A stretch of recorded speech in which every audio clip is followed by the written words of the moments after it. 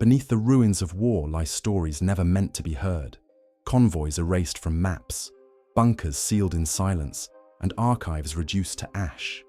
They are fragments of truth buried in steel crates and black ink, guarded by the fear of what they might reveal. Tonight, we descend into those shadows, where whispers replace records and the past claws at the present, with secrets no victor ever wanted uncovered. On April 28, 1945, less than 2 weeks before Germany's official surrender, an armored convoy departed from a Luftwaffe logistics hub outside Munich. Witnesses later described 6 Opel Blitz trucks escorted by a detachment of Waffen-SS soldiers under the command of Oberstleutnant Karl-Heinz Wöhler. Their orders, according to post-war interrogations of captured drivers, were to deliver sealed steel containers, each marked with black stenciled eagles, to a secure depot near Innsbruck, Austria. The journey should have taken less than 24 hours. The convoy was never seen again. British military intelligence archives reference the disappearance only obliquely. A heavily redacted file declassified in 1989, marked Operation Mercury, lists the convoy under priority cargo transit, but every detail regarding contents, destination, and purpose has been removed. Curiously, the file does not categorize the cargo as gold or art, the 2 most common forms of looted Reich shipments, but instead uses the phrase strategic payload. The ambiguity only deepens the mystery. Soviet records tell a conflicting story. In a report submitted to Marshal Zhukov in June 1945, Red Army reconnaissance units claim to have intercepted scattered remnants of a German convoy near the Brenner Pass. The report states that the trucks were abandoned, engines still, warm, with tire tracks veering sharply into the mountain woods. No crates were listed among the items recovered. Soviet authorities concluded that the convoy carried non-essential military material and gave the matter no further attention. Yet the phrasing in the report is suspicious. A section of text describing sealed containers was struck, out with thick black ink before the file was archived. Local testimony contradicts both Allied versions. Villagers from Hall in Tyrol recall seeing columns of smoke rising from the Nordketter Mountains days after Germany's surrender on May 8th. A farmer, Franz Leitner, gave a deposition in 1946, claiming that Waffen-SS soldiers commandeered his mule, team to haul heavy crates up narrow alpine paths. Leitner insisted he heard explosions echoing through the mountains shortly after his forced labor ended.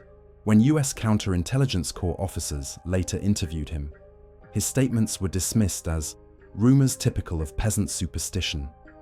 The personnel involved in the convoy leave a trail of unsettling gaps.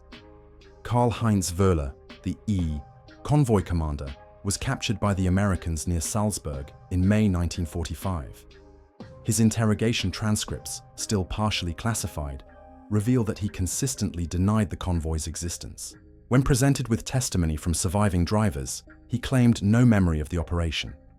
He died suddenly in 1948 in an internment camp, officially of heart failure, though fellow inmates reported he had been in excellent health.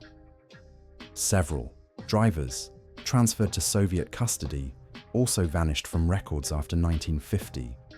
The few who survived insisted they had been ordered never to look inside the containers and were threatened with execution if they did. Why such secrecy? One hypothesis circulated in Western intelligence circles during the early Cold War was that the convoy carried experimental technology from advanced German research programs. A 1952 CIA memorandum references Mercury materials, possible link to Peenemünde-derived projects. The document suggests that crates could have contained prototype guidance systems, jet components, or radar deflection alloys. This theory is bolstered by the fact that a Peenemünde engineer, Dr. Walter Krantz, was briefly detained in Innsbruck in May 1945, but released under unexplained circumstances. Krantz later emigrated to Argentina, where he lived quietly until his death in 1973. No records of his wartime activities survive. Another darker possibility concerns evidence of war crimes. The Reich often destroyed incriminating documents before Allied occupation, yet occasionally resorted to burying files in remote locations. In 1967, Austrian hikers near Oberpurfus unearthed a rusted SS ammunition box containing charred medical reports stamped with the insignia of the Dachau concentration camp. The documents were confiscated by Austrian police, but no official statement was released. Could the convoy have been transporting files, photographs, or biological samples intended for permanent concealment? Both the CIA and KGB continued to probe the mystery well into the 1970s. A declassified 1974 US Army intelligence report shows that surviving convoy personnel, by then elderly men, were re-interviewed under new directives. Agents noted that the subjects were visibly terrified, some refusing to speak even after decades. One driver, Ernst Müller, allegedly whispered, "They told us we were carrying the Reich's second heart." He died less than a year later in an unexplained accident. The Soviets pursued their own trail. In 1991, following the collapse of the USSR, a former KGB archivist named Oleg Ivanovich disclosed the existence of a file concerning the convoy, labeled Delo 49320. According to Ivanovich, the file contained reconnaissance sketches showing a cave complex dynamited shut above the village of Vels. He claimed the KGB monitored the site until the late 1960s, when unexplained landslides made further excavation impossible. Ivanovich insisted the convoy cargo was never recovered. His statements, published in a Moscow newspaper, disappeared from circulation after one issue. Ivanovich himself was found dead 2 weeks later, officially a victim of a robbery. The physical landscape still bears scars. In 2002, a team of Austrian spelunkers documented sealed tunnels near the Nordkette Ridge. One section showed signs of deliberate demolition. Walls collapsed inward with traces of blasting powder. Geologists determined the collapse occurred sometime in the mid-20th century. The tunnels have since been declared unsafe, their entrances fenced off by local authorities with little explanation. Requests for excavation, permits by historians and journalists, have been consistently denied. The unresolved threads converge into a chilling picture. A convoy departs Munich in the final days of the war with sealed cargo. Witnesses see explosions in the mountains, yet no wreckage or crates are ever recovered. Allied and Soviet records acknowledge the operation, but obscure its details. Survivors remain silent, and those who speak die under suspicious circumstances. Decades later, both superpowers still show interest in a site officially dismissed as unimportant. Operation Mercury remains one of the most elusive, unsolved cases of the Second World War's chaotic finale. Whether it concealed advanced technology, incriminating evidence, or something more enigmatic, the convoy's disappearance illustrates the war's lingering shadows, secrets sealed not only in tunnels of stone, but in archives designed never to be opened. Every attempt to pry open those secrets meets the same fate: silence, redaction, or erasure. What was buried in the mountains of Innsbruck may remain interred forever, its truth entombed with the men who carried it into the dark. On May 6, 1945, 3 days before Germany's surrender, American troops of the 83rd Infantry Division moved into the ruins of a Luftwaffe research facility outside Peenemünde. Known primarily as the birthplace of the V-2 rocket program, the site had already been heavily bombed by the RAF in 1943 and again in 1944. Yet amid the rubble, US Army technical officers reported finding something they had not anticipated: fragments of charred blueprints marked with the code Projekt Morgenrot. Projekt Dawn. The surviving fragments, later catalogued by the Combined Intelligence Objectives Subcommittee, CIOS, described experimental alloys arranged in layered configurations designed to scatter and absorb radar signals. Handwritten notes in the margins suggested tests conducted at a facility outside Rostock as early as 1944, a full generation ahead of what modern aviation would call stealth technology. Despite the potential implications, the Morgenrot documents never appeared in the official Peenemünde archive compiled after the war. Instead, they vanished into a chain of custody that remains opaque to this day. A technical officer named Captain Raymond Keller drafted the first summary of the find. His report, preserved in US National Archives but still heavily redacted, describes burned but recoverable schematics for non-reflective skin application on jet fuselage surfaces. Keller concluded the materials could be, decades beyond, Allied understanding.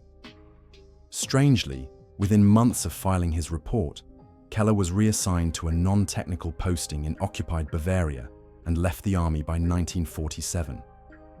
His later attempts to publish an account of Peenemünde were blocked by military censors. He died in 1958 in a car accident that some contemporaries described as highly unusual. The engineers suspected of working on Projekt Morgenrot fared no better. Among them was Dr. Hans Friedrich Bauer, a metallurgist attached to Luftwaffe development units. According to wartime personnel rosters, Bauer was last seen in Berlin in April 1945. No record exists of his capture, internment, or emigration. Another researcher, physicist Otto Denhardt, appears briefly in US occupation files from 1946 but disappears entirely thereafter. His entry struck from the record with the annotation "transferred, details restricted." When questioned decades later, Operation Paperclip veterans claim no knowledge of Denhardt or his work. Yet a 1957 CIA memorandum references Denhardt alloys in connection with American experimental aircraft. The coincidence is difficult to dismiss. Soviet intelligence also pursued the missing documents. In 1948, NKVD officers interrogated several German technicians captured near Rostock.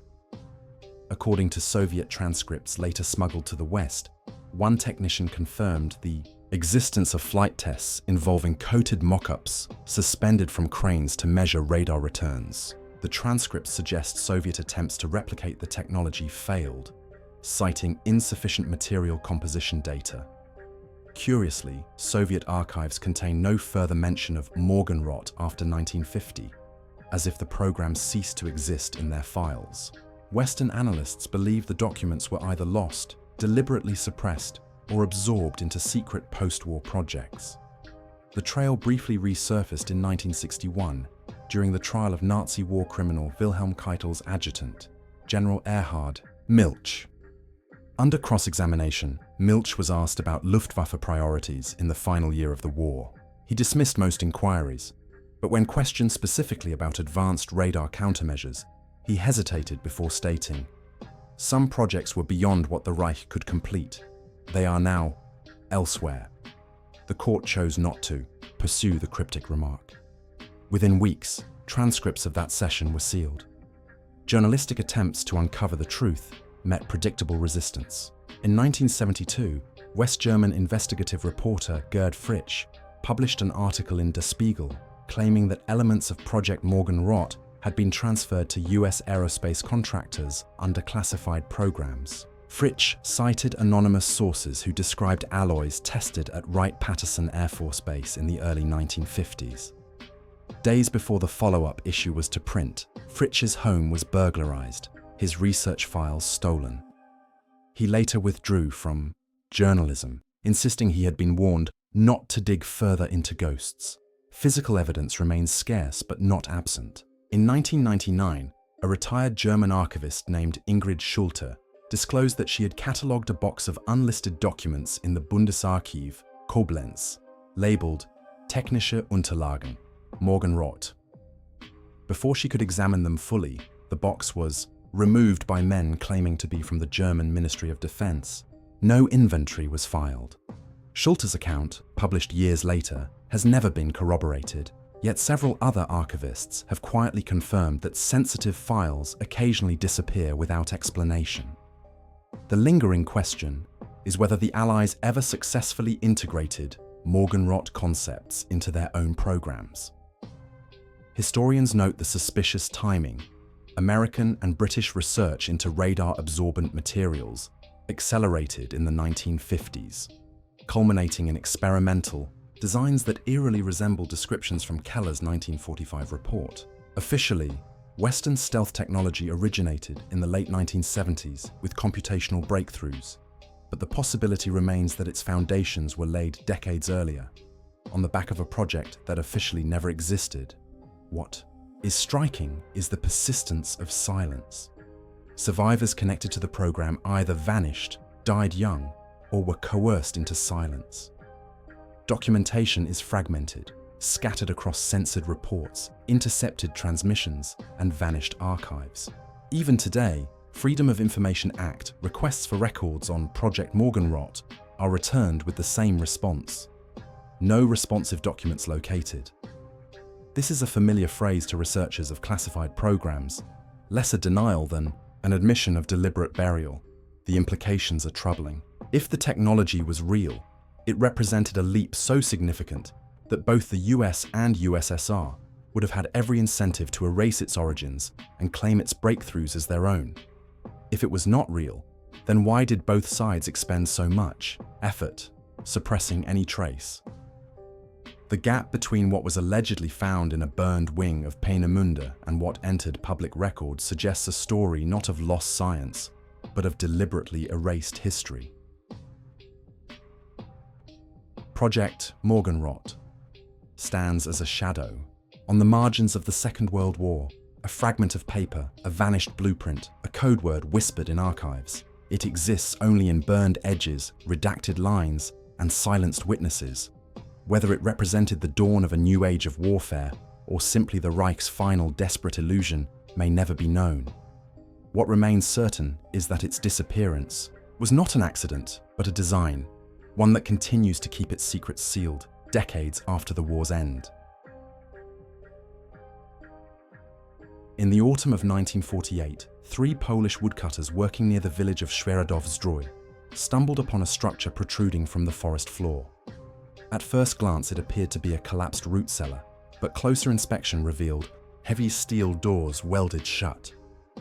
The men pried open a ventilation shaft, and what they saw inside compelled them to notify local authorities. Rows of rusting medical tables, glass cabinets filled with cracked vials, and heaps of scattered papers, marked with the Reichsadler insignia. Within days, Soviet security units arrived, sealed the site, and erased its existence from all maps. It would be known only in whispers as the Schwarzblut bunker. The official Soviet position was silence. Regional offices of the Ministry of State, Security filed a 1-page incident report noting the discovery of abandoned German military storage. Yet eyewitness accounts from villagers tell a darker story. Trucks bearing NKVD insignia rumbled into the forest at night. Witnesses described soldiers carrying out bundles of documents and photographic reels before welding the entrance shut once more. One villager, Józef Kania, later testified that he saw Soviet officers burning crates filled with notebooks, the smoke carrying a sickly chemical odor. Kania died in 1951, officially of pneumonia, though locals remained unconvinced. Fragments of testimony smuggled out by defectors paint a clearer picture. According to a former Polish security officer who fled to the West in 1962, the bunker had once housed a research unit of the Waffen-SS designated Abteilung 12 Schwarzblut.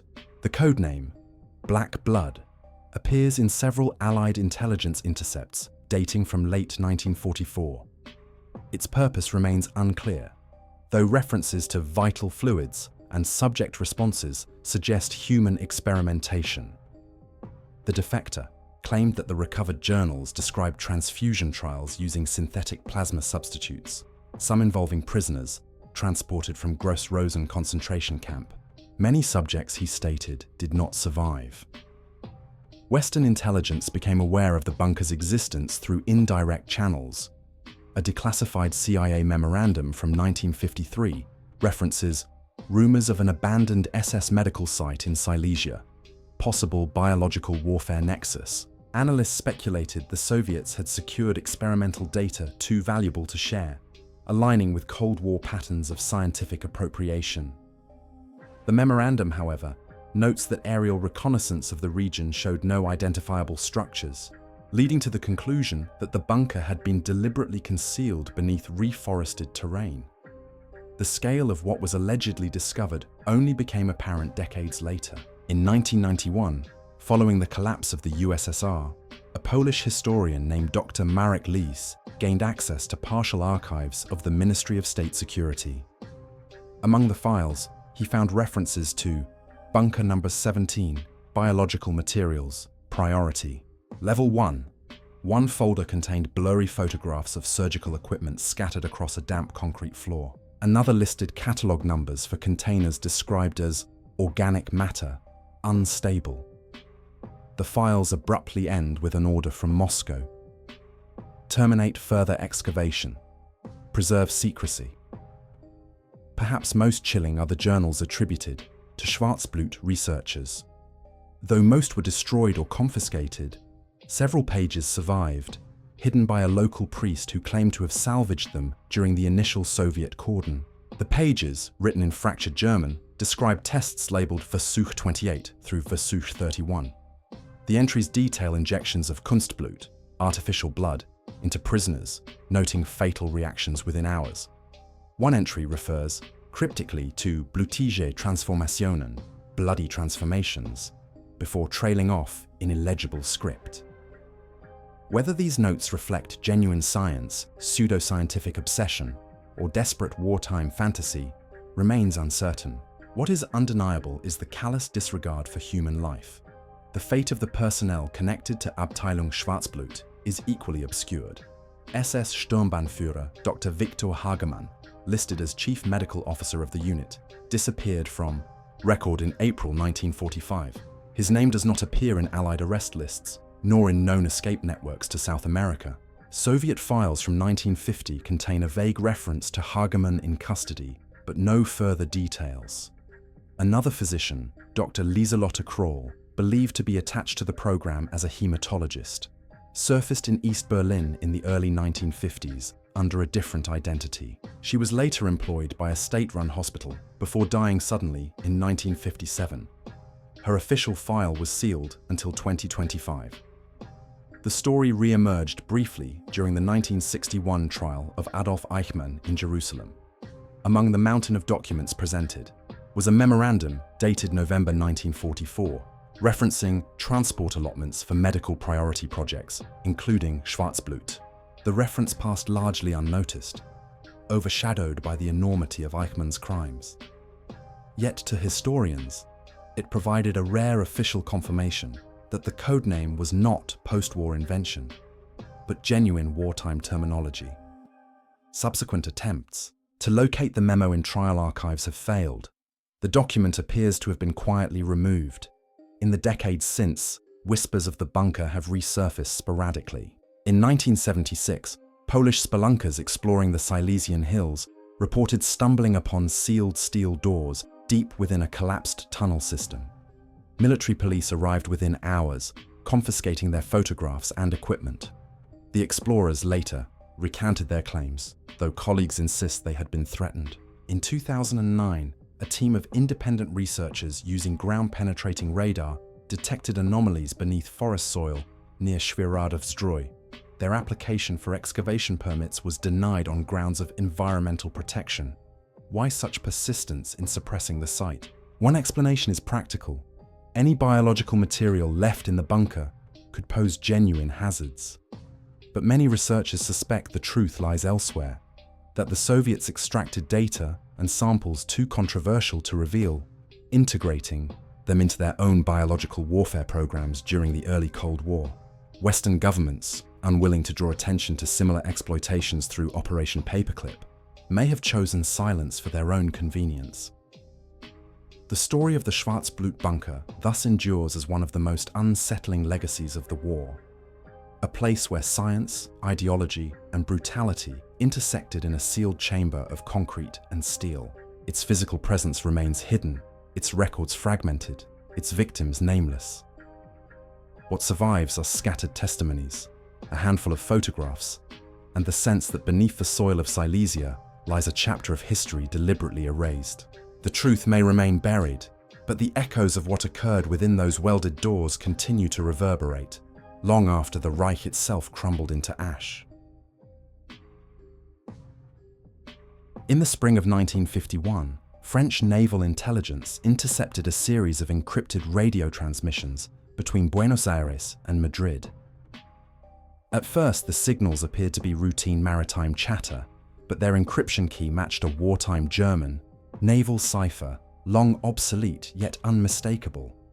Analysts were baffled. The Kriegsmarine had ceased to exist 6 years earlier, yet here were ships broadcasting in its voice. The messages referenced shipments under the codename Helios, their cargoes and destinations left deliberately vague. Within weeks, NATO analysts were urgently debating whether remnants of the Reich were still moving across the Atlantic under new banners. The first intercepted vessel, recorded under the name Santa Lucias de Birds, departed Buenos Aires in late May 1951. Its route suggested a rendezvous with a Spanish port, though midway across the Atlantic its signals abruptly ceased. When French patrol aircraft investigated, they found only an oil slick and debris scattered across a 20-mile radius. There were no distress calls, no survivors, no torpedo trails. Officially, the incident was logged as an unexplained sinking. Unofficially, it marked the beginning of a mystery that would stretch across decades. The secrecy surrounding Operation Helios was palpable.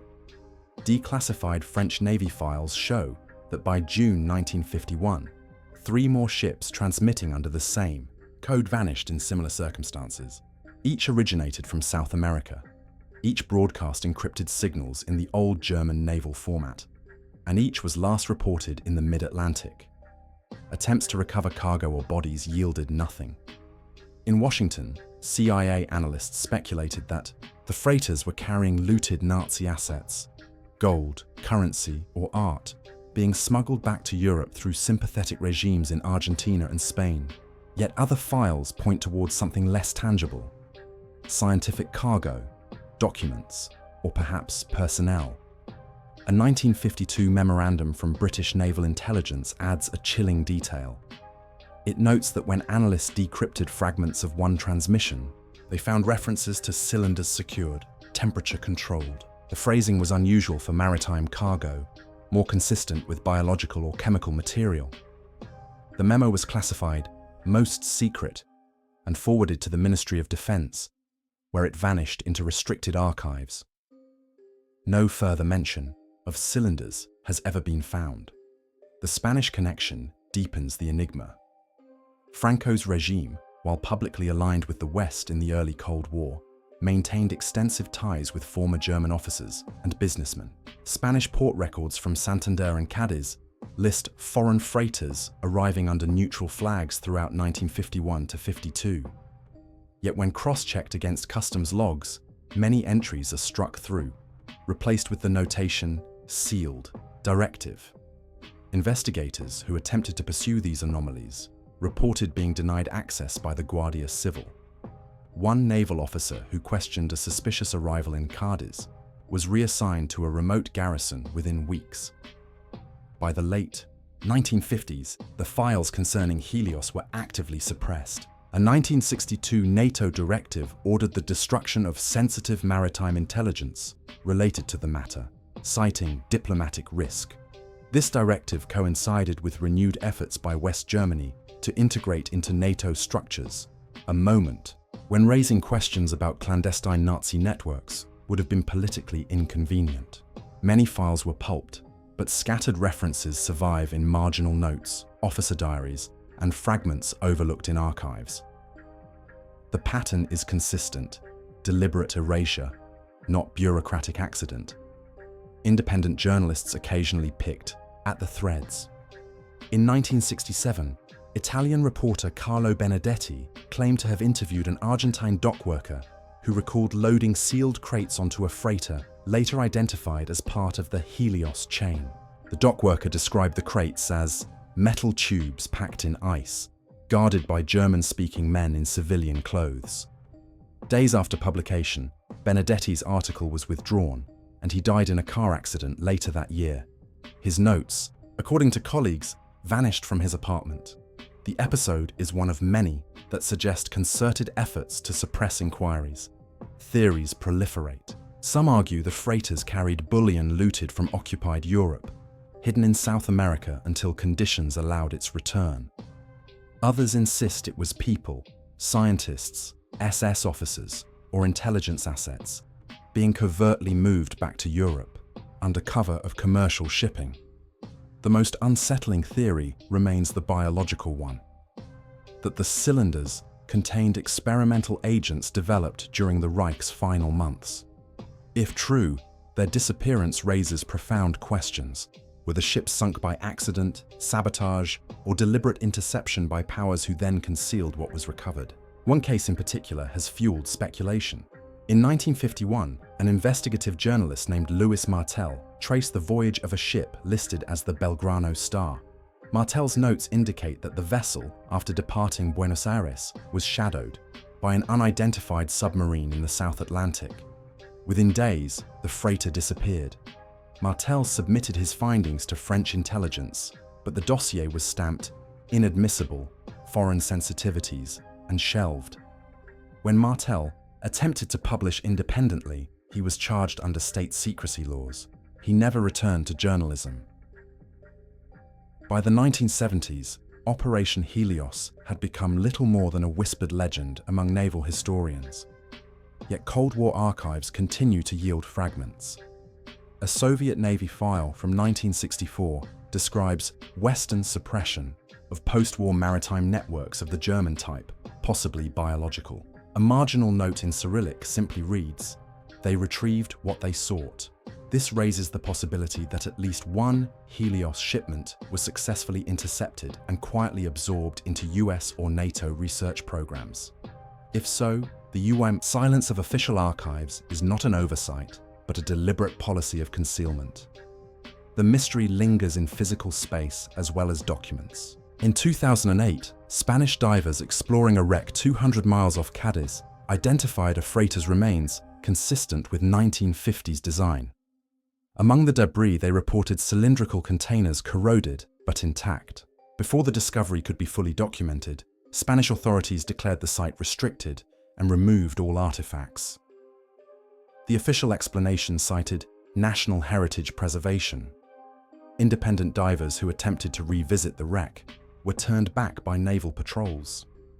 What began as intercepted radio signals thus evolved into one of the most enigmatic maritime shadows of the post-war era. The Helios freighters were real, their cargoes tangible, their vanishings deliberate. Yet every attempt to follow their trail ends the same way: redacted files, vanished documents, suppressed reports, and unexplained deaths. Whether they carried gold, men, or something far more dangerous, their disappearance has been buried under layers of secrecy that remain unbroken more than 70 years later. To this day, the Atlantic holds its silence. Beneath its waves may rest the remnants of an operation that defies easy explanation, an operation whispered in codes long obsolete. The name Helios survives in intercepted signals and censored archives, a name without a face, a cargo without a grave, a convoy erased not by time, but by intent. In February 1953, a classified East German Ministry for State Security, MFS, report, later recovered from Stasi archives after 1990, described unusual American military activity near Dresden. The report referenced unauthorized excavation by foreign units in the woods west of Radebeul, concealed under the guise of routine NATO maneuvers. The file was labeled Operation Waldgeist, Forest Spirit, and concluded with a warning. Subject involves Reich-era archives, must remain compartmentalized. For decades, the story lay buried until fragments of testimonies and censored documents began to piece together a chilling narrative. The Americans denied the mission's existence, yet multiple sources hint otherwise. A 1954 US Army Europe logistics record lists fuel requisitions for a special detachment operating in Saxony, though official maneuvers were scheduled hundreds of miles away. Surviving paperwork references unit designations unfamiliar to military historians. Team 263, A detachment. These identifiers never appear again in subsequent rosters. Veterans who claimed to have served in the unit were later found dead, in what reports blandly describe as training accidents. The consistency of these deaths suggests something darker, deliberate silencing. What then was buried in the forests near Dresden? Soviet wartime intelligence reports from 1945 provide a clue. As the Red Army advanced through Saxony, German units reportedly evacuated crates from a subterranean archive beneath the ruins of Schloss Albrechtsberg. Witnesses described sealed canisters loaded onto trucks escorted by SS guards. Soviet reconnaissance failed to capture the convoy, and the matter faded from record. The Stasi file on Waldgeist suggested that the Americans believed these canisters were hidden in the forest, preserved against discovery. Fragments of an after-action report, obtained through a heavily censored US Army declassification in Seetum, 1998, mention containers consistent with film storage, marked with Reich Eagle insignia. Another line, redacted except for 2 words, human subjects, raises disturbing possibilities. Did the Americans uncover evidence of atrocities or records of experiments the Reich sought to conceal? The surviving document ends abruptly with an annotation. Report continuity classified to higher authority. No subsequent entries exist. Local villagers, however, remembered more. Residents of Radebeul recalled convoys of olive-drab trucks arriving late at night in the spring of 1953. Armed soldiers cordoned off the woods, forbidding anyone entry for 3 days. At night, the villagers heard the sounds of excavation, metal striking stone, the whine of diesel engines, the muffled shouts of men. Then, silence. When dawn returned, the trucks were gone, and the site bore no trace of disturbance. Yet hunters later discovered a depression in the soil lined with fractured timbers, as if a tunnel had been collapsed deliberately. The men who conducted the dig were never seen again. One fragmentary record lists a debriefing for Captain Richard Avery, purported commander of the detachment. His file was marked classified indefinitely. In 1961, Avery's widow told a journalist that her husband had spoken of something filmed in the camps just weeks before his sudden death in a helicopter crash. She later retracted the statement under what appeared to be official pressure. Avery's service record, released decades later, lists only conventional postings, with no mention of 1953. The Stasi maintained a surveillance file on the episode for years. Internal memos noted Soviet concern that the Americans had seized proof of crimes committed under the Reich that would alter Nuremberg's historical record. What these crimes might have been remains speculative. Some researchers argue the Americans discovered experimental weapons schematics, while others insist it was visual documentation of atrocities too severe for public release. The Soviets attempted their own excavations in the 1960s, but reportedly found nothing. One Stasi officer scrawled a frustrated note in the margin: "The forest keeps its dead." The secrecy surrounding Waldgeist was reinforced by consistent erasure of those involved. Records show that of the 12 identified members of Team 263, at least 8 died within a decade, most in accidents considered statistically improbable. 2 others vanished entirely, their names struck from military rosters. Families received generic death notifications with no details. Attempts by veterans organizations to trace the men met with stone walls. Even among classified personnel, files, their trails end abruptly in 1953. Declassified CIA files offer a final chilling fragment. A 1977 review of sensitive archives includes a reference to Waldgeist reels stored off-site. The note is handwritten in the margin of a broader inventory concerning Nazi documents repurposed for intelligence analysis. The reels are never described nor listed again. Their existence suggests that whatever was found in that Dresden forest did not vanish into the soil, but was quietly absorbed into classified repositories. The implications are unsettling. If the Americans unearthed film reels, were they evidence of war crimes beyond those revealed at Nuremberg? If they contained weapons data, why has no record surfaced in subsequent US research archives? And if the operation was fabricated, why have so many documents, testimonies, and lives been altered or erased to obscure it? The convergence of silence from both American and Soviet archives suggests not fabrication, but deliberate suppression. Today, the site near Radebeul lies under dense forest growth. Occasional ground surveys detect anomalies beneath the soil, disturbances consistent with collapsed tunnels. Yet excavation permits are consistently denied by German authorities, citing environmental preservation. Independent researchers who trespassed have reported intimidation by unidentified men, suggesting that the shadows of Waldgeist still linger. What was unearthed in 1953 remains hidden, sealed in archives and graves alike. Operation Waldgeist endures not as myth, but as a scar in the documentary record. A mission that officially never happened, a unit that officially never existed, and a discovery that no nation will admit. Whether it was atrocity evidence, experimental technology, or something altogether stranger, the truth remains buried in forest soil and blacked out files. What is certain is this. In Dresden's woods, history was rewritten with a shovel, a reel of film, and silence. The files remain locked, the names erased, the evidence scattered across oceans and forests. Yet silence itself testifies. Too many redactions, too many sudden deaths, too much vanished freight to dismiss as chance.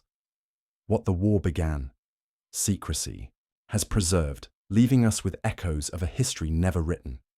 These are not myths, but scars, hidden deep, waiting for the day someone dares to open the doors once welded shut.